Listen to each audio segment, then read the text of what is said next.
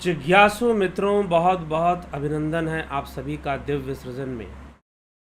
प्रत्येक दिवस की भांति आज भी हम यहाँ पर लाइव चर्चा का कार्यक्रम शुरू कर रहे हैं और यह लाइव चर्चा का कार्यक्रम, जैसा कि आपको विदित है, योग सूत्र पे हम चर्चा करते हैं। साथ ही कई बार लोगों के प्रश्नों को भी ले लेते हैं। कल हमने बुद्ध के आर्य सत्य पर भी चर्चा की, लेकिन भविष्य में बुद्ध के ऊपर जो वर्तमान में जो भ्रम पैदा करने का प्रयास किया जा रहा है, वह जो भ्रम है उसको दूर करने हेतु अवश्य ही आपको लाइव चर्चा में हम अवश्य किसी न किसी दिन लेंगे कि बुद्ध बौद्ध दर्शन के विषय में हमें कैसे समझना चाहिए और वर्तमान षड्यंत्र कैसे चल रहा है। बहुत तरह की चीज़ें चलती हैं। आजकल एक नया फैशन चल रहा है रावण को ग्लैमराइज करने का। ठीक है, रावण को ग्लैमराइज करने का। कुछ रावण को आदि पुरुष कह देंगे, एक और कि बुद्ध जो थे वो मूल निवासी थे, और बहुत तरह की बातें। भाई मूल निवासी थे, सभी मूल निवासी हैं।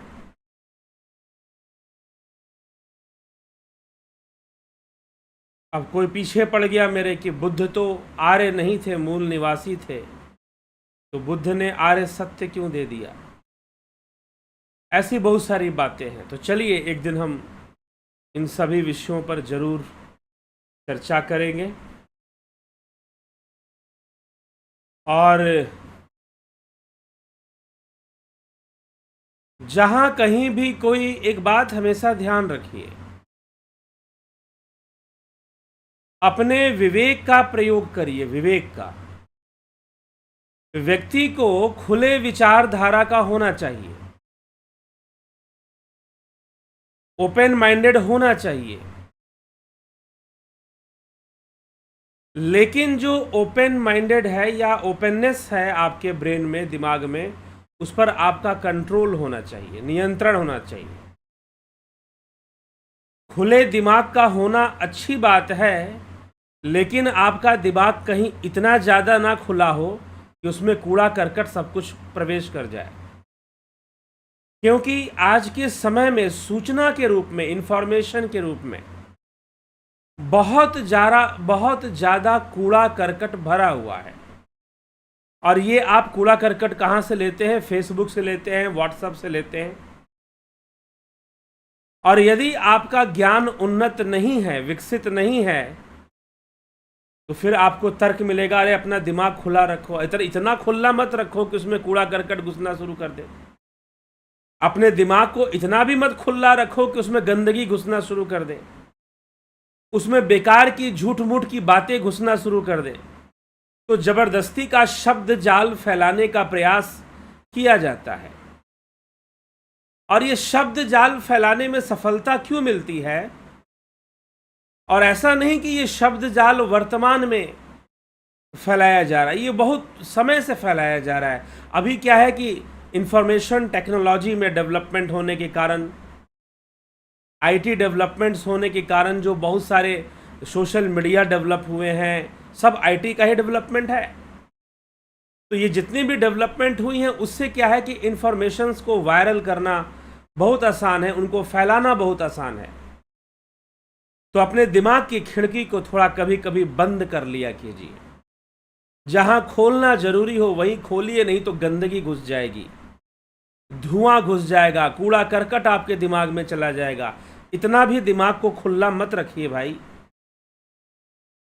इतना भी दिमाग को खुला मत रखिए कि कूड़ा करकट, बेकार की चीजें उसमें प्रवेश करती जाए। सतर्क हो जाइए, क्योंकि what ever you think that you will be, जैसा आप सोचेंगे वैसा ही चिंतन आपका हो जाएगा, और आप वही बन जाएंगे जैसा आप सोचेंगे। तो इसीलिए यह बड़ा ही गंभीर विषय हो जाता है कि आपकी चिंतन शैली किस प्रकार की है, आप कैसे विचार करते हैं, कैसे सोचते हैं। और इसीलिए जब भी आप ग्रंथों पर, पहली बात तो शास्त्र किसे कहते हैं, शास्त्र की ओर जाना हिंदू समाज के लिए अनिवार्य है यदि वो अपनी रक्षा करना चाहते हैं तो, नहीं तो उनके साथ कौन सा षड्यंत्र हो जाएगा उन्हें समझ भी नहीं आएगा। हिंदू धर्मावलंबी सनातन धर्मियों के साथ कौन सा षड्यंत्र हो जाएगा उन्हें समझ में नहीं आएगा। भाई जो पढ़ा लिखा नहीं होता ना, उनके साथ बड़ी समस्या हो जाती है। जो पढ़े लिखे नहीं हैं, आज के समय के हिसाब से बहुत प्रॉब्लम आती है कई लोगों को बैंक के काम करने में, कोई पैसा संभालना है या अपॉर्चुनिटीज़ भी अगर है, अगर वो अपॉर्चुनिटीज़ को पकड़ना नहीं जानते हैं, शिक्षित नहीं हैं, तो कोई भी उनको मैनिपुलेट कर सकता है, उन्हें मूर्ख बना सकता है। वैसे ही हमारे देश में इस समय खासकर हिंदू धर्म के लोगों के साथ, सनातन धर्म के लोगों के साथ, भले वो डॉक्टर बन गए हों, भले वो इंजीनियर बन गए हों, लेकिन धार्मिक क्षेत्र में अशिक्षित हैं, आध्यात्मिक क्षेत्र में वो अनएजुकेटेड हैं, इलिटरेट हैं, इलिटरेट। और यह जो अशिक्षा है, यह जो शिक्षा की विहीनता है, और है भी शिक्षाएं तो वो कथावाचकों की दी हुई शिक्षाएं, मनगढ़ंत कहानियां जोड़ देते हैं जो। तो ऐसी बहुत सारी कहानियां प्रचलित हो जाती हैं। तो यह जो चीजें हैं, यही तो समस्या हो गई कि इस गैप के भीतर एक बहुत बड़ा लंबा गैप। चलो आज आईटी का डेवलपमेंट का यह भी फायदा है कि ऐसे बहुत सारे लोग जो पारंपरिक नहीं लेकिन जिन्होंने गंभीर अध्ययन किया है, साधनाएं की हैं, हम उनको भी कुछ जान पाते हैं। नहीं तो भेड़ प्रपंच ही चलता है, भेड़ प्रपंच ही चलता है, गुरुडम ही चलता है। और जो गुरुजी ने सुना दिया, जो गुरुजी ने बोल दिया, बस वो आखिरी सत्य हो जाएगा फिर। तो ऐसी बहुत सारी अनर्गल बातें प्रचलन में आ जाती हैं। बड़ा ध्यान रखने की जरूरत है, बड़ा सावधान रहने की आवश्यकता है। जरूरी नहीं कि जो बात बताई जा रही हो बिल्कुल सही हो, उसका फैक्ट चेक करना चाहिए कि वाकई में जो बात कही जा रही है वो सही है कि नहीं है। नहीं तो फिर गलत प्रचार होता है। और खुद भी विचार करना चाहिए जब कोई बात विसंगत लगे। विसंगत मतलब उसकी संगति ना बैठे। जैसे कि हम रामायण का अध्ययन करते हैं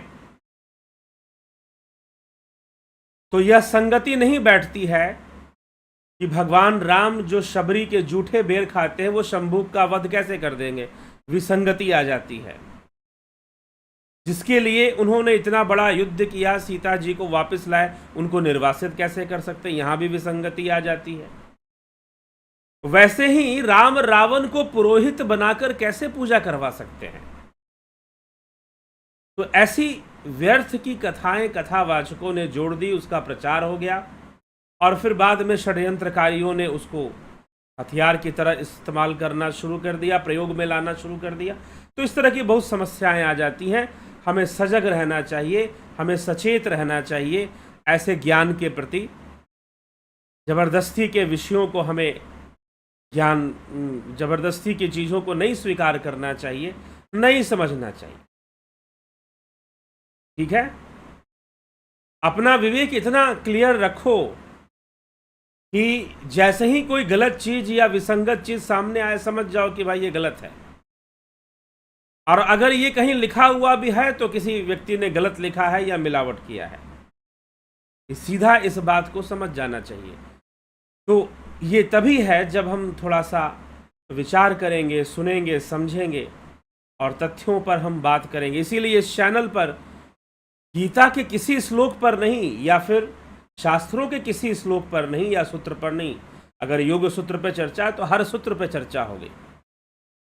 नहीं तो मिस इंटरप्रिटेशन होता है, मिसयूज होता है, फिर शास्त्रीय ज्ञान का मिसयूज होना शुरू हो जाता है। तो इसीलिए ऐसा होने से हमें रोकना है, ऐसी घटनाएं न घटे। हमने रामचरितमानस पर जब चर्चा की तो हर चौपाई पे चर्चा कर दी लगभग, ठीक। खासकर जिन चौपाइयों को लेकर विवाद होता है उन पर तो जरूर चर्चा की है, रामचरितमानस का प्लेलिस्ट है। तो इस तरह से हमें विवेक से विचार करते हुए चीज़ों को समझना चाहिए, विषयों को समझना चाहिए और आगे बढ़ना चाहिए, नहीं तो बहुत बड़ी भ्रांति पैदा हो सकती है और बहुत बड़ा भ्रांति और बहुत बड़ा संशय पैदा हो सकता है और उसका असर समाज पर फिर जाता है, ठीक है। तो चलिए इन सब बातों पर हम जरूर विचार करें, समझें और समझकर हम आगे बढ़ें। तो दृश्य रहस्य क्या है? महर्षि पतंजलि ने कल जो हमने सुना, यह सारी बातें देखिए, अभी पीछे पंचवृत्तियों की चर्चा चली। क्या है पंचवृत्तियों में? एक वृत्ति है विपर्य। विपर्य मतलब जो मिथ्या ज्ञान है, जो गलत नॉलेज है। कई बार गलत चीजों को बहुत अच्छे से परोसा जाता है, उसको बहुत इतने अच्छे ढंग से उसकी पैकिंग की जाती है कि आपको लगेगा भाई सही होगी, एकदम शुद्ध हिंदी में लिखकर कि भाई लगेगा कि भाई ये भाषा देख के लग रहा है कि व्यक्ति बिल्कुल सही ही लिख रहा होगा। ऐसी चीजें हमारे सामने आनी शुरू हो जाती है और हम कंफ्यूज हो जाते हैं। वैसे भी भारतीयों की ज्यादातर मानसिकता बहुत गुलामी वाली मानसिकता रही है। जो बात अंग्रेजी में बोल दी जाएगी उनको लगेगा कि भाई कोई बड़े पते की बात बोल रहा है जो अंग्रेजी में बोल रहा है, ठीक है। तो वो ऐसा सोच लेते हैं। तो वैसे भी गुलाम मानसिकता बहुत ज़्यादा रही है।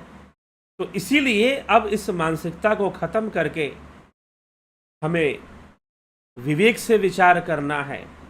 और समय बदल चुका है, पूरी दुनिया का रहस्य इतिहास हमारे सामने है। हम बहुत सारी जानकारियां प्राप्त कर सकते हैं, समझ सकते हैं। उन्हें समझने जानने का निश्चय ही प्रयास करना चाहिए। तो यही दृश्य में फर्क आ जाता है, विपर्य वृत्ति आ जाती है और जो नहीं दिखना चाहिए वो भी दिखाई देता है, असत्य दिखाई देता है, मिथ्या दिखाई देना शुरू हो जाता है। जब तक विशेष प्रज्ञा की जागृति ना हो, और वह प्रज्ञा है ऋतंभरा प्रज्ञा। महर्षि पतंजलि कह चुके, ऋतंभरा प्रज्ञा। ऋतंभरा प्रज्ञा जो माया के पीछे का सत्य देखती है, माया के पीछे का सत्य देखती है, प्रकृति के पीछे का पुरुष को देखती है, तो वह ऋतंभरा प्रज्ञा है, जिससे दिव्य अनुभूतियां प्रकट होती हैं। तो हमें यह विचारणीय है हमारे लिए, हम इस विषय को समझें। तो दृश्य रहस्य क्या है? दृश्य की कौन सी अवस्थाएं हैं? महर्षि पतंजलि योग सूत्र में कल हमने जो पीछे सुना, दुख का कारण क्या है? संसार दुखमय है। भगवान बुद्ध ने भी ऐसा कहा था कि संसार दुखमय है। भगवान बुद्ध ने भी यह कहा था कि संसार दुखमय है और दुख का कारण है। महर्षि पतंजलि भी कह रहे हैं, क्योंकि ये सांख्य आधारित चर्चा है। ये जितनी भी चर्चा साधन पाद में चल रही है, ये सारा सांख्य सूत्र है। अब वो दृष्टा और दृश्य के बारे में चर्चा कर रहे हैं कि भाई दुख का कारण है दृष्टा और दृश्य का संयोग। यह कल भी हमने चर्चा में ली, इस बात को हमने चर्चा किया था कि दुख का कारण है दृष्टा और दृश्य का संयोग। दृष्टा और दृश्य का संयोग क्या है? तो व्यास भाष्य में या भोजवृत्ति में भी, भोजवृत्ति जो राजा भोज की का जो भाष्य है योग सूत्र पर, तो ये जो परीक्षार्थी हैं वो इस बात का ध्यान रखेंगे कि कितनी टीकाएं मिलती हैं हमें योग सूत्र की, उनमें प्रसिद्ध कौन सी है। प्रसिद्ध में व्यास भाष्य है, भोजवृत्ति है, विज्ञान भिक्षु का योग वार्तिक है, स्वामी विवेकानंद जी का राजयोग है, ये प्रसिद्ध है। तो दृष्टा और दृश्य का संबंध, तो महर्षि व्यास इसे समझाते हुए कहते हैं दृष्टा और दृश्य का संबंध मतलब बुद्धि और जीवात्मा का संबंध। जीव जो बुद्धि में देख रहा है, ठीक है, जीव जो बुद्धि में देख रहा है, वह संबंध अब महर्षि पतंजलि अब इस दृश्य को एक्सप्लेन करेंगे, दृश्य को खोलेंगे कि दृश्य क्या है और दृश्य की अवस्थाएं क्या हैं। तो दृश्य की 4 अवस्थाएं महर्षि पतंजलि ने बताई हैं। दृश्य क्या है और दृश्य की अवस्थाएं क्या है। तो पहले तो दृश्य का स्वभाव उन्होंने बताया है कि दृश्य का स्वभाव क्या है, और दृश्य को वो समझा रहे हैं, मतलब कि प्रकृति को समझा रहे हैं। दृश्य को समझाने के बाद महर्षि पतंजलि ने फिर दृष्टा को समझाया है। दृष्टा के बाद दृष्टा और दृश्य के संबंध को समझाया है, और दृष्टा दृश्य के संबंध को समझाने के बाद दृष्टा और दृश्य का विच्छेद कैसे होगा, हान उपाय, हान और हान उपाय, इसको समझाया है। तो हम एक एक स्टेप में एक एक इस टॉपिक को हम कवर करते हुए चलेंगे। तो आज है मात्र कि यह दृश्य क्या है। यह दृश्य ही प्रकृति है। अब इस प्रकृति की 4 अवस्थाएं बन सकती हैं और इसके कुछ स्वभाव हो सकते हैं। तो महर्षि पतंजलि इस विषय को कैसे समझाते हैं, क्या लिखते हैं। तो प्रकाश क्रिया स्थितिशीलम भूतेन्द्रियात्मकम भोगापवर्गार्थम दृश्यम, कि प्रकाश क्रिया स्थिति, यह 3 बातें हैं। प्रकाश क्रिया और स्थितिशीलम, भूतेन्द्रियाक्रम, भूत और इंद्रिया, इंद्रियों से जो संपन्न है, जो इंद्रिय रूप है और भूत रूप है। भोग अपवर्ग दृश्यम, जो भोग और मोक्ष का प्रयोजन करने वाला है, वह क्या है, वह दृश्य है। प्रकाश क्रिया स्थितिशीलम भूतेन्द्रियात्मकम भोग अपवर्गार्थम दृश्यम, भोग अपवर्गार्थम दृश्यम, कि जो भोग और अपवर्ग, मतलब अपवर्ग का मतलब है कैवल्य, अपवर्ग का अर्थ है मोक्ष है। जो भोग और मोक्ष का हेतु बनता है, भोग का भी हेतु बनता है, मोक्ष का भी हेतु बनता है। ठीक है। तो प्रकाश क्या है, सबसे पहले समझिए इन 3 शब्द को। प्रकाश, स्थिति, क्रिया, शीलम। ठीक ना। तो प्रकाशशीलम क्या हुआ, स्थितिशीलम क्या हुआ, क्रियाशीलम क्या हुआ। तो ऋषि व्यास का भाष्य इसमें भी बड़ा रोचक है और यथार्थ है। प्रकाश क्या है, प्रकाश है सतोगुण, सात्विक गुण को प्रकाश कहा गया। प्रकाश स्थिति क्रियाशीलम, स्थिति क्या है भाई, स्थिति है तमोगुण, तमोगुण को स्थिति रूप में देखा गया है। और क्रिया क्या है, क्रिया है रजोगुण। तो जो दृश्य का स्वभाव है, दृश्य का स्वभाव प्रकाश स्थिति क्रियाशीलम, मतलब त्रिगुणी स्वभाव है। दृश्य का स्वभाव त्रिगुणी है, इसी को त्रिगुणी माया कहते हैं। यह प्रकृति का रूप है, यह त्रिगुणी माया। इसको अपरा प्रकृति भगवान श्री कृष्ण ने कहा है। तो प्रकाश स्थिति क्रियाशीलम, प्रकाश क्रिया, क्षमा करें, प्रकाश क्रिया स्थितिशीलम, सतोगुण रजोगुण और तमोगुण। प्रकाश क्रिया स्थितिशीलम, सतोगुण रजोगुण और तमोगुण। प्रकाश है सतोगुण, क्रिया है रजोगुण, रजोगुण और स्थिति है तमोगुण। तो महर्षि व्यास लिखते हैं कि यह तीनों गुण परस्पर उपराग को प्राप्त हुए स्वरूप से भिन्न परिणाम स्वरूप संयोग वियोग धर्म वाले हैं। एक दूसरे के आश्रय से स्थूल स्वरूप को प्राप्त होकर परस्पर अंग अंगी भाव से मिले, परंतु शक्ति भेद जिनके बने रहते हैं, समान जातीय और असमान जातीय कार्य में भी यह विद्यमान है। भाव इसका यह है कि जब सत्व गुण प्रधान होता है तो वह अंगी कहलाता है, मतलब बाहरी अंगी कहलाता है। जब रज और तम तो उसके अंग होते हैं, उसकी प्रधानता होती है, तो कर्म भी वैसे ही होता है। अब ये 3 गुण हैं, तीनों एक दूसरे से एक तीसरे से बंधे हुए हैं। ये 3 गुण हैं। कौन कौन से 3 गुण हैं? प्रकाश क्रिया स्थितिशीलम। प्रकाश मतलब सतोगुण, सात्विक गुण, क्योंकि सतोगुण ज्ञान का कारक है। क्रिया मतलब रजोगुण, स्थिति मतलब तमोगुण। अब ये तीनों जो है एक दूसरे से एक तीसरे से बंधे हुए हैं और इनमें भेद भी है, विकृति भी है। तो भेद होने के कारण कभी कोई ज़्यादा हो जाता है, कभी कोई कम हो जाता है। तो अगर सतोगुण ज़्यादा हो गया तो व्यक्ति ज्ञान की ओर आगे बढ़ पड़ेगा, रजोगुण ज़्यादा हो गया तो क्रियाशील हो जाएगा, कॉम्पिटिटिव नेचर आएगा कि मुझे कंपटीशन करना है, ये करना है, वो करना है, बहुत धन कमाना है, बहुत शोहरत इकट्ठी करनी है, दौलत इकट्ठी करनी है, इस तरह की भावना उसके मन में आएगी। इस तरह की बातें, धन बहुत एकत्र करना है या बहुत बड़ी पदवी को, राजनीतिक महत्वाकांक्षा भी आ सकती है जब रजोगुण हावी होगा। और स्थितिशीलम, स्थिति मतलब तमोगुण, तमोगुण जो क्रिया और ज्ञान का भी विरोधी है वो, और रजोगुण का भी विरोधी है।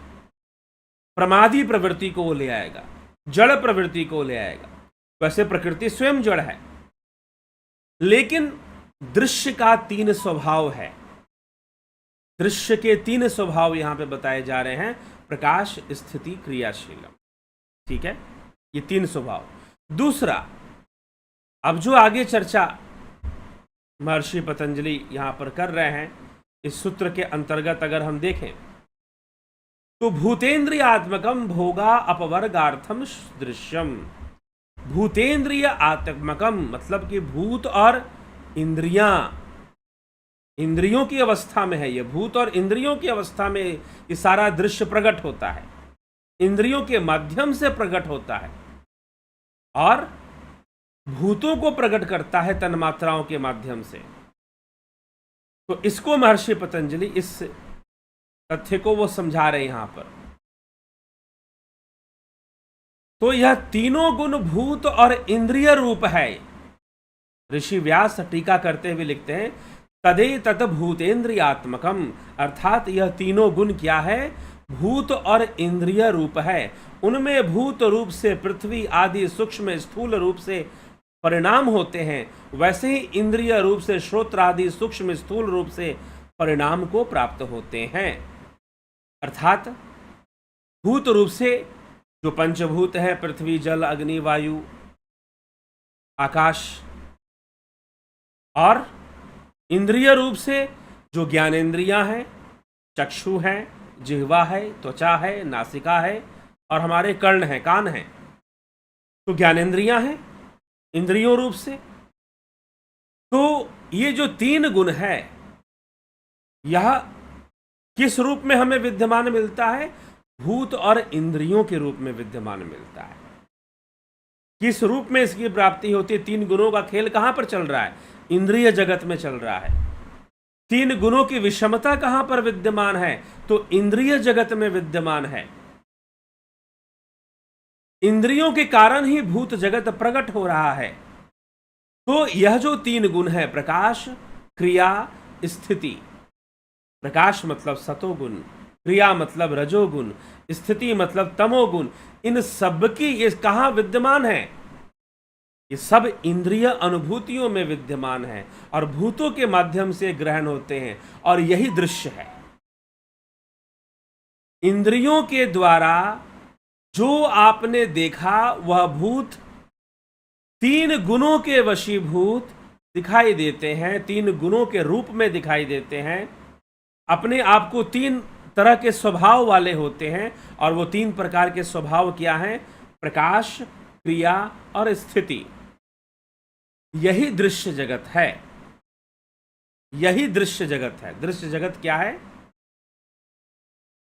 3 स्वभाव वाला, सात्विक, राजसी और तामसी स्वभाव वाला, इंद्रियों के द्वारा अनुभव गम्य होता है, थ्रू सेंसेस आता है।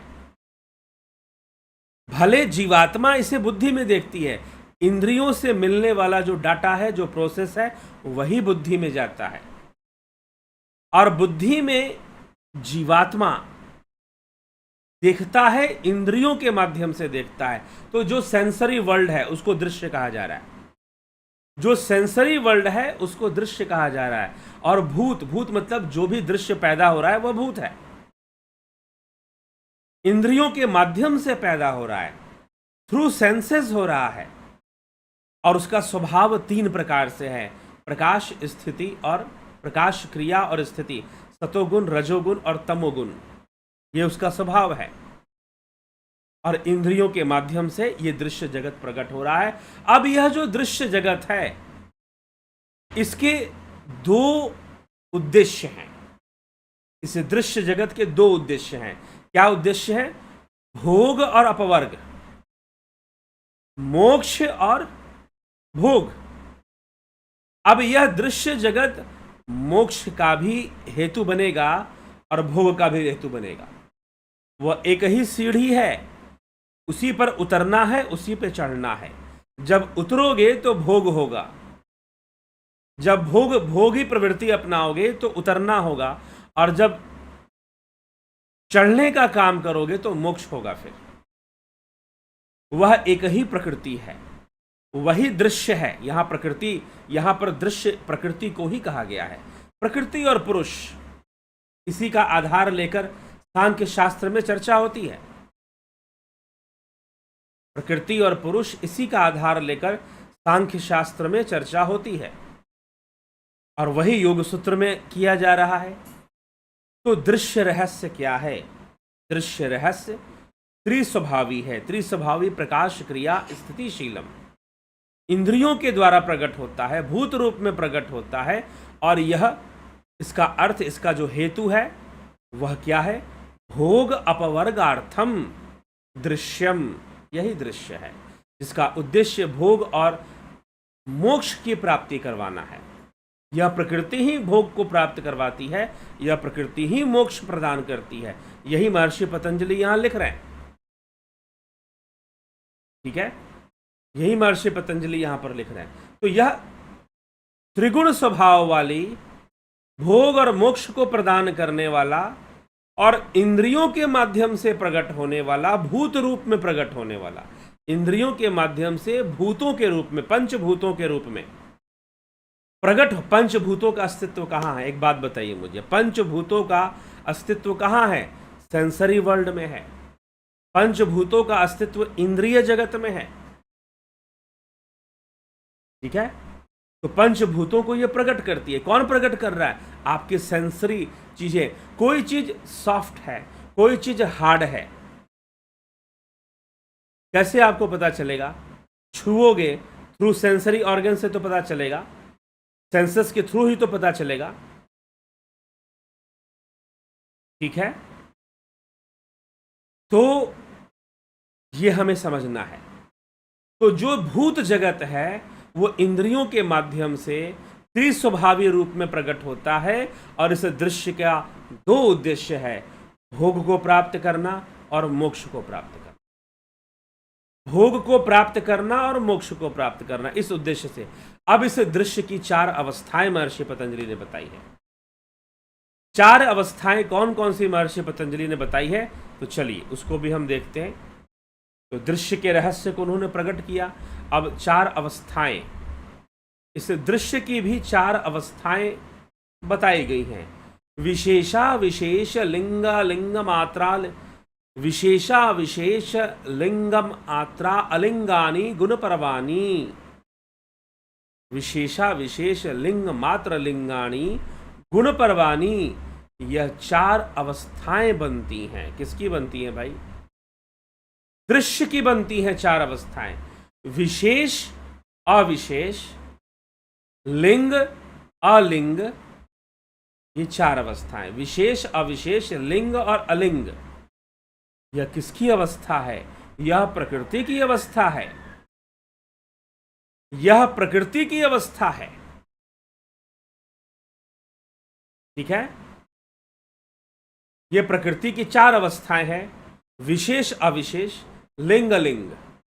अब जो विशेष है वो प्रकट रूप में है, और जो अविशेष है वो अनुभव रूप में हमें प्राप्त होता है, और जो लिंग है वह आधार है, और जो अलिंग है जो लिंग से भी परे है। कुछ इस तरह से इस बात को समझना चाहिए। तो वेद व्यास जी इसका भाष्य देते हैं। क्या भाष्य देते हैं देखें हम। लिंग पहले तो समझिए विशेष क्या है। तो विशेष पंचभूतों को कहा गया है। तत्रा आकाश वायव्यग्न्युत कभूमयो भूतानि, जिनमें आकाश, वायु, अग्नि, जल और भूमि भूत कहलाते हैं, वह विशेष है। अविशेष क्या है? इन पंचभूतों की जो तन्मात्राएं हैं, शब्द, स्पर्श, रूप, रस, गंध, यह तन्मात्राएं अविशेष कही गई हैं, क्योंकि ये प्रकट रूप में हमारे सामने नहीं होती, ये तो इंद्रियों के द्वारा अनुभव की जाती है। वस्तुओं का अनुभव इनके माध्यम से हो रहा है, इन्हीं के रूप में होता है, तन्मात्राओं के रूप में होता है, लेकिन इनका प्रकट स्वरूप नहीं होता, इसलिए अविशेष है। ठीक है, यह अविशेष है। विशेष जो है ये पंचभूत ही विशेष हैं, और ये तन्मात्राएं सारी की सारी अविशेष कही गई हैं। ठीक, अविशेष में हमारी इंद्रियां, ज्ञान इंद्रियां, कर्म इंद्रियां भी आ जाती हैं।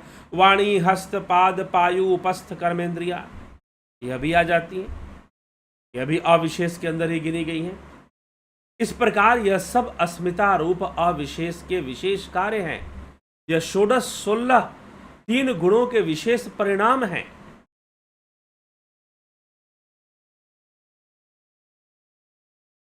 ठीक है, इन्हें तीन गुणों के विशेष परिणाम कहे जाते हैं। किसको किसको? तीन गुणों का, षोडश 16 तीन गुणों के। या 16 कौन कौन से भाई? ये तीन गुणों के परिणाम कौन कौन से हो गए, बता दीजिए जरा। 16 कौन कौन से? पंचभूत हो गए, 5 ज्ञान इंद्रियां हो गई, 5 कर्म इंद्रियां हो गई, 15 हो गया, और एक मन हो गया, 16 हो गया। ये 16 तीन गुणों का परिणाम है। प्रकृति में जो तीन गुण, जो उसका प्रकृति का स्वभाव ही त्रिगुणी है, दृश्य का स्वभाव ही त्रिगुणी है, तो तीन गुणों का किस रूप में परिणामित हो रहे हैं? ये तो पंचभूत में परिणामित हो रही हैं। पंच ज्ञानेंद्रियां, पंच कर्मेंद्रियां और मन, ये 16 मिलाकर ये तीन गुणों के परिणाम के रूप में हमारे सामने होते हैं। यही तीन गुणों से प्रकट होते हैं, और ये तीनों में रजोगुण, सतोगुण, सात्विकता हो सकती है। किसी भी अनुभूति में सात्विकता हो सकती है, किसी अनुभूति में आपको राजसिकता हो सकती है, किसी में आपको तमोगुण हो सकता है। तो ये तीन गुणों के 16 परिणाम हैं। तीन गुणों के 16 परिणाम है। ठीक है, तो षड विशेषा, तो 6 अविशेष हैं। ठीक, इस प्रकार से महर्षि पतंजलि विशेष और अविशेष की चर्चा करते हैं। ठीक, आगे कहते हैं कि लय होते हुए इस सत्ता मात्र बुद्धि में मिलकर जो वह विशेष अविशेष आदि से रहित सत कारण अलिंग प्रकृति है, उसमें लय हो जाता है। तो पहला लय जो होगा वह बुद्धि में होगा। बुद्धि क्या है? लिंग है। यहां पर महत, इसलिए तो भगवान कृष्ण ने महत ब्रह्म योनि की चर्चा की है। महत ब्रह्म योनि, यह महत ही लिंग है, या बुद्धि को ही लिंग कहा गया है। वह जीवत्व का आधार है, वो अविद्या का आधार है। बुद्धि ही अविद्या का आधार है। बुद्धि और इंद्रियां मिलकर ही अविद्या को जन्म देती हैं, और अविद्या के कारण फिर अस्मिता पैदा होती है। राग, द्वेष और अभिनिवेश, या जो पंच क्लेश हैं, वो पैदा हो जाते हैं। ठीक है, तो जो वह विशेष अविशेष आदि से रहित सत कारण अलिंग प्रकृति है, अब बुद्धि के परे जो प्रकृति है, जो सम प्रकृति है, जो परा प्रकृति है, अपरा और अपरा प्रकृति की चर्चा भगवान कृष्ण ने भी श्रीमद् भगवद गीता में की है। 8 प्रकार की अपरा प्रकृति बताई है।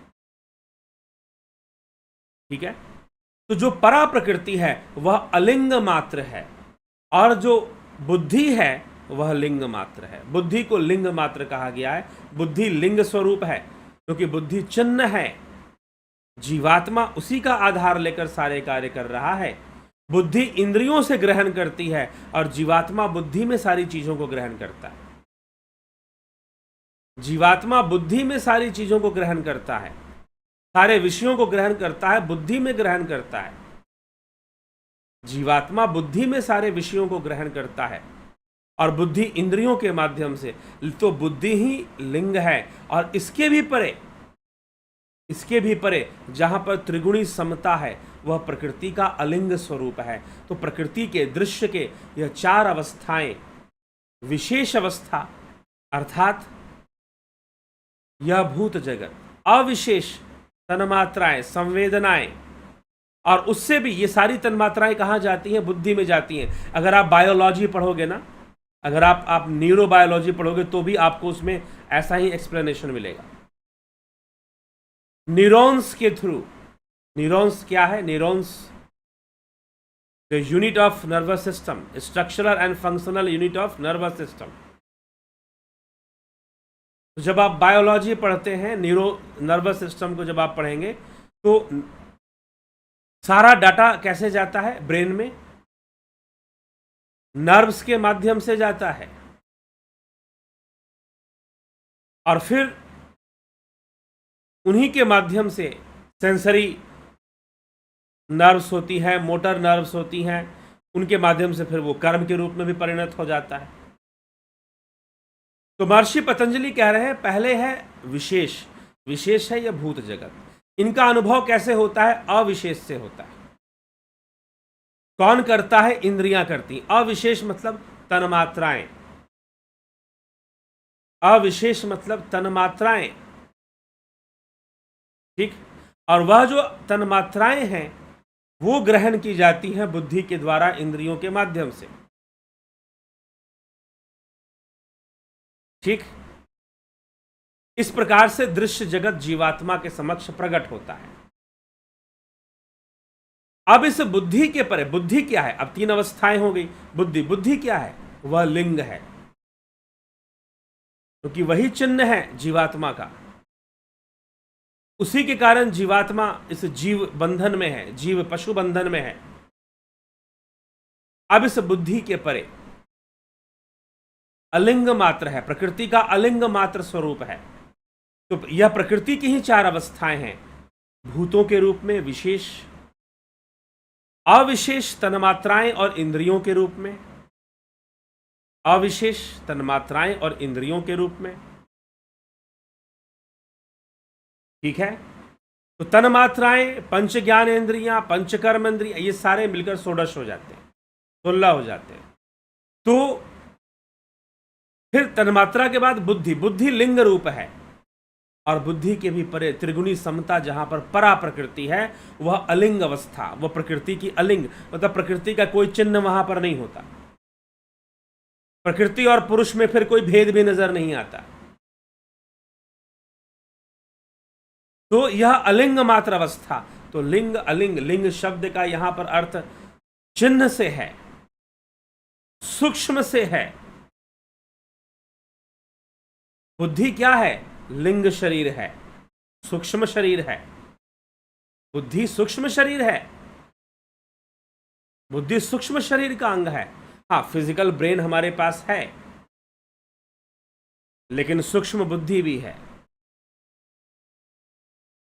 ठीक है। तो दृश्य की चार अवस्थाएं, पंचभूतों के रूप में, तन्मात्राओं और इंद्रियों के रूप में, ये दूसरा है, ये अविशेष है। विशेष, अविशेष, लिंग मतलब बुद्धि के रूप में, क्योंकि बुद्धि ही अविद्या को पैदा करती है। और इससे भी परे अलिंग रूप, अलिंग मतलब सम अवस्था में, जहां पर प्रकृति सम अवस्था में, वो परावस्था है प्रकृति की। तो प्रकृति के रहस्यों को महर्षि पतंजलि प्रकट कर रहे हैं, दृश्य जगत के रहस्यों को। दृश्य मतलब प्रकृति। योग सूत्र के अनुसार, सांख्य सूत्र के अनुसार, दृश्य का मतलब है प्रकृति। दृश्य का मतलब है प्रकृति, ठीक है। तो यह प्रकृति हमें समझ में आना चाहिए कि प्रकृति क्या है, और प्रकृति को ही समझाने के लिए दृश्य को यहाँ समझाया जा रहा है। तो ये सारी बातें महर्षि पतंजलि ने दृश्य जगत के बारे में बताई हैं। तो दृश्य जगत जड़ है, प्रकृति जड़ है, लेकिन प्रकृति क्रियाशील है। बड़ा कंफ्यूजन होता है, ये जड़ भी है और क्रियाशील भी, क्या मतलब निकलता है? आगे अभी चर्चा करेंगे।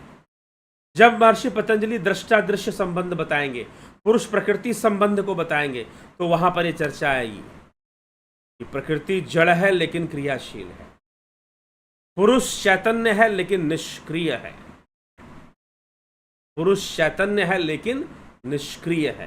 कैसे यह संभव है? आगे के व्याख्यानों में मिलेगा। तो आज हमने दृश्य जगत के रहस्य को जाना। कल महर्षि पतंजलि के जो दृष्टा रहस्य उन्होंने बताया कि दृष्टा कौन होता है, तो दृष्टा रहस्य की चर्चा की है, तो दृष्टा रहस्य को हम समझने का प्रयास करेंगे कल के व्याख्यान में। जुड़े रहें, बने रहें। और सबसे बड़ी बात है कि यदि योग साधना आप करते हैं, यदि आप योग साधना करते तो इन विषयों को बहुत अच्छे से समझा जा सकता है। इसीलिए ध्यान योग का कोर्स ये प्रैक्टिकल दिया जाता है, ताकि लोग ध्यान योग का प्रैक्टिकल लाभ उठाएं। सिर्फ सुनने से काम नहीं चलेगा, सिर्फ थ्योरी से काम नहीं चलेगा, प्रैक्टिकल से काम चलेगा। ज्ञानम ते हम स विज्ञानमिदं वाक्ष्याम शेषत, अर्जुन मैं तुझे यह ज्ञान विज्ञान सहित प्रदान करूंगा, ऐसा भी कहा है। तो जानना पड़ेगा हमें ध्यान योग क्या है, तो और बढ़िया से योग सूत्र की बातें हमें समझ में आएंगी। यह यात्रा महर्षि पतंजलि ने बताई है कि चित्तवृत्ति निरोध करो, तो पहले विशेष और फिर अविशेष पर आ जाओ, और अविशेष से बुद्धि में लय कर दो। भूतों का लय तन्मात्राओं में, इंद्रियों में, तन्मात्राओं और इंद्रियों का लय बुद्धि में, और बुद्धि का लय परा प्रकृति में, अलिंग में। अविशेष का लय विशेष का लय अविशेष में, अविशेष का लय लिंग में, और लिंग का लय अलिंग में। अलिंग मतलब अलिंग जो अव्यक्त रूप है प्रकृति का। लिंग मतलब जो व्यक्त रूप है, जो चिन्हित हो रहा है, व्यक्त हो रहा है। और जो अलिंग, जो इंद्रियों के परे, बुद्धि के परे, जो सम अवस्था है प्रकृति, उसे सम प्रकृति कहा गया है, उसे परा प्रकृति भी कहा गया है। यह दृश्य की, यह प्रकृति की चार अवस्थाएं हैं, और इनका लय एक दूसरे में होता है। यह व्यास ऋषि ने यही बात समझाई है कि ये एक दूसरे में लय हो जाते हैं। जब आप ध्यान योग करते हैं तो पंचभूतों का लय तन्मात्राओं में, तन्मात्राओं का लय बुद्धि में, और बुद्धि का लय अलिंग मात्र में, अर्थात परा प्रकृति में हो जाता है, चैतन्य में हो जाता है। इस तथ्य को भी साथ में, इसीलिए ये सीक्वेंस दिया गया है, विशेष अविशेष, लिंग अलिंग।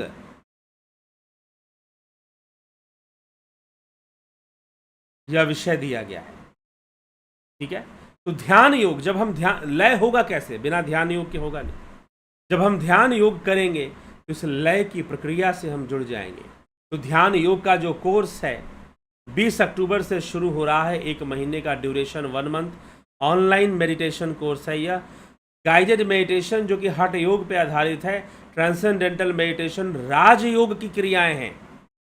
ट्रांसेंडेंटल मेडिटेशन अतेंद्रिय साधना, अतेंद्रिय योग, इंद्रियों से परे का योग, राजयोग है यह। तो ट्रांसेंडेंटल मेडिटेशन, फिर स्पिरिचुअल हीलिंग टेक्निक्स वो भी बताया गया है। और फिर इसको ज्वाइन करने के लिए अगर आप जुपिटर ज्वाइन करेंगे तो तीनों ही आपको मिलेगा। सन ज्वाइन करेंगे तो स्पिरिचुअल हीलिंग की प्राप्ति आपको नहीं होगी, स्पिरिचुअल हीलिंग का कोर्स आपको की जानकारी आपको नहीं दी जाएगी। फिर ज्वाइन करना है तो आप 9661802459 इस नंबर पर, नीचे नंबर दिया हुआ इस फोटो में, आप नोट कर सकते हैं। आप इस नंबर पर ज्वाइन कर सकते हैं, ठीक है। आप नंबर पर मैसेज डाल दीजिए, ज्वाइन नहीं करना, आप मैसेज डालिए।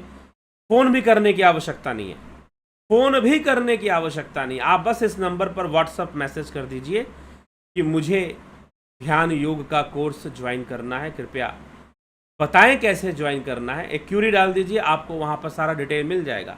हिंदी या इंग्लिश दोनों में लिखकर आप अपनी क्यूरी डाल सकते हैं, ठीक है। तो यह जो है ध्यान योग का कोर्स ऑनलाइन कोर्स है, ज़रूर इसका लाभ उठाएं आप। और ऑनलाइन में भी ये वीडियोस के माध्यम से और लाइव क्लासेस के माध्यम से चलता है। आप इसका भरपूर लाभ उठाने का प्रयास करें। इसी के साथ प्राकृतिक चिकित्सा का भी कोर्स चलता है, इसी के साथ प्राकृतिक चिकित्सा का भी कोर्स चलता है। तो प्राकृतिक चिकित्सा का भी हम लाभ उठाएं।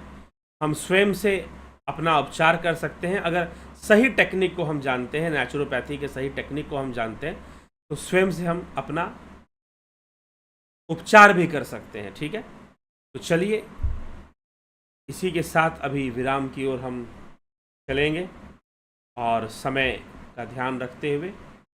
लेकिन आप सभी की उपस्थिति है तो देख लेते हैं किसके क्या कमेंट है।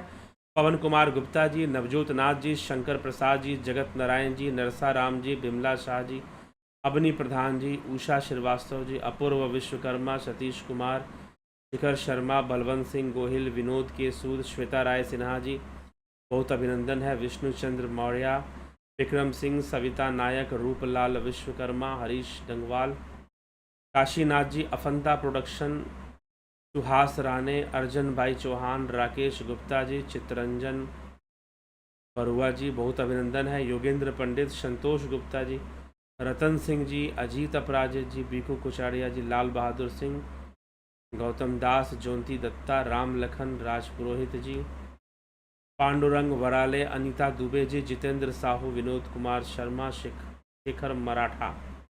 क्या अपने शरीर से निकलकर दूसरे के शरीर में जाया जा सकता है, पुनः निकलकर वापस अपने शरीर में आ सकते हैं? जी हाँ, योग सिद्धि है, पर काया प्रवेश की सिद्धि। विभूतिपात, जब योग सूत्र के विभूतिपात पे चर्चा होगी, साधनपात चल रहा है, साधनपात के बाद विभूतिपात पर ये प्रसंग मिलेगा। श्वेता कुमारी जी, हीरालाल यादव, स्टडी विद अवनीश, विजय बालाजी, कमलेश खैरनर, ओम प्रकाश, रामविलास जी, रहस्य सपनों का, क्या बात है, जय श्री राधे, राजेश भाई मकवाना, अमन कक्कर जी, शिवम भट्ट, राजू पाल जी, राम प्रकाश, नीति सिन्हा, राम गोपाल जांगीड़। एक बात आपसे जाननी थी, साक्षी किससे मिलने से होता है? बताते हैं साक्षी भ्रम होता है, लेकिन ब्रह्म तो देखता नहीं है, साक्षी देखता है। कैसे? इंद्रियों के माध्यम से देखता है। सब कुछ ब्रह्म ही कर रहा है। ब्रह्म के लिए ऐसा कुछ भी नहीं कि वो नहीं देखता है और वो देखता है। अपने आप डिक्लेयर किए जा रहे हैं।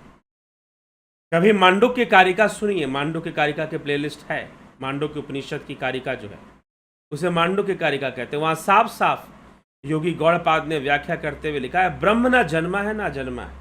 पहले वो कहते हैं कि अजन्मा है, ब्रह्म का जन्म नहीं होता। फिर वो कहते हैं कि ना वो जन्मा है ना वो अजन्मा है, दोनों ही नहीं है, दोनों ही नहीं है। ना वो जन्मा है ना वो अजन्मा है, क्योंकि वह तो सर्वव्यापी है। जो सर्वव्यापी है आप उसको जन्मा और अजन्मा नहीं कह सकते। जो सर्वव्यापी है आप ये नहीं कह सकते कि वो कुछ भी नहीं देखता। आप ये भी नहीं कह सकते कि वो सब कुछ वही देख रहा है। आप ये भी नहीं कह सकते और आप ये भी नहीं कह सकते। इसलिए ब्रह्म को नहीं कहा गया कि वो जन्मा है और नहीं कहा गया कि वो अजन्मा है। दोनों ही स्थिति उसके लिए, ये उसके ऊपर लागू नहीं होती है। ब्रह्म के ऊपर क्यों लागू नहीं होती? क्योंकि वो सर्वव्यापी है। उसी प्रकार से ब्रह्म क्या नहीं देखता है? सब कुछ देखता है और वो कुछ भी नहीं देखता है। ठीक? बिनु पद चलई सुनई बिनु काना, कर्म बिनु कर्म करई विधि नाना। बहुत सारी बातें हैं। बिना चक्षु के वो देखता है और नहीं भी देखता है। वह साक्षी भाव का अर्थ क्या है? साक्षी भाव का अर्थ है अनइंटेंशनल। ठीक? साक्षी भाव का अर्थ क्या है? साक्षी भाव का अर्थ है अनइंटेंशनल। बस आप साक्षी बनिए और कुछ दृश्यों में इन्वॉल्व होने की जरूरत नहीं है। सबसे बड़ी बात है, जितनी भी बातें हैं ना, जितनी भी बातें हैं, यह ध्यान के द्वारा समझ में आती हैं। ध्यान योग से साक्षी भाव विकसित होता है। साक्षी भाव कोई जबरदस्ती की वाली चीज नहीं है, जबरदस्ती वाली चीज नहीं है। इसलिए बुद्धि से समझ में नहीं आती है। फिर भाई साक्षी भाव किसे कहा जा रहा है? A.K. भट्ट जी, बहुत अभिनंदन है आपका। जलाराम रायका जी, ओम राज हेमब्रॉम, रविशंकर चौहान, प्रथमेश, अर्जुन पाटिल, पंकज सोनी, पुष्पा भाटी, अवधेश कुमार जी, सुरेंद्र प्रताप सिंह जी, राकेश मराठे जी, आशा रानी जी, रमेश यादव जी, गोपाल दास जी, बहुत बहुत अभिनंदन है। देखिए, थोड़ी सी योग सूत्र की चर्चा गूढ़ है, गूढ़ है, तो हम एकाग्रता से इसको श्रवण किया करें। छोटे छोटे शब्दों में बहुत बड़ी बड़ी बातें महर्षि पतंजलि ने लिखी हैं, तो हम उसको ग्रहण करने का प्रयास करें एकाग्रता पूर्वक, तो निश्चय ही कर पाएंगे। और रही बात ध्यान योग भी करना चाहिए, तो बातें समझ में आती हैं, साधना से बातें समझ में आती हैं।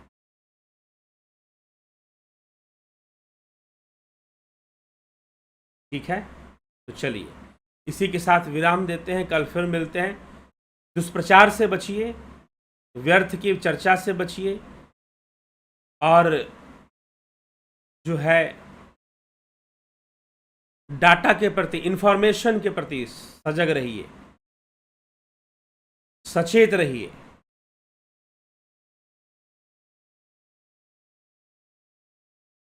इसी के साथ हम आगे बढ़ते हैं और विराम देते हैं आज के कार्यक्रम को। कल फिर मिलते हैं लाइव चर्चा में 9 PM पर। जिनको कोर्स ज्वाइन करना है वो जरूर संपर्क कर कोर्स ज्वाइन करने का प्रयास करें।